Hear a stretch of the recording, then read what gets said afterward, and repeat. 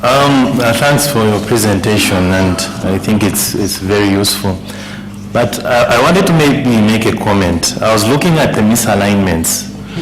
Would I be wrong to assume that this is a very dynamic environment that you are probably dealing with?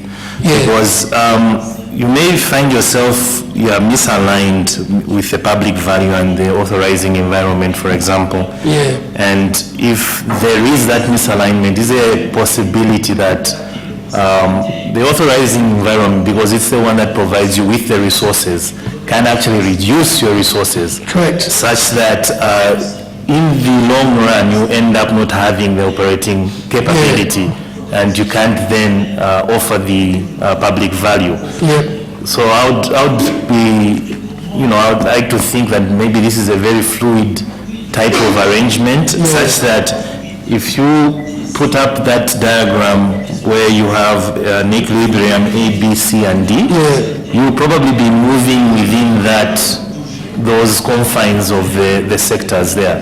Yeah. Now that's a judgment question, and your point is perfectly valid.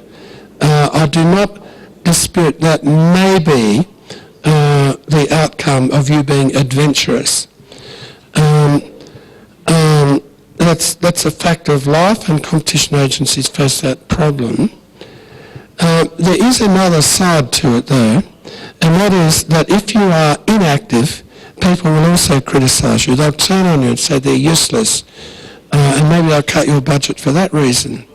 So just to give you an example from Australia that's quite well known, we passed a law that there should be an agency, not us, that had to oversight banks and insurers to make sure their prudential arrangements were okay.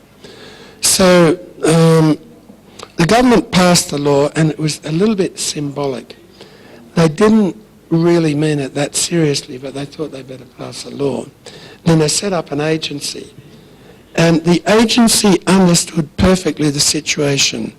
The government didn't want them to have a big fight with insurers and banks, not really.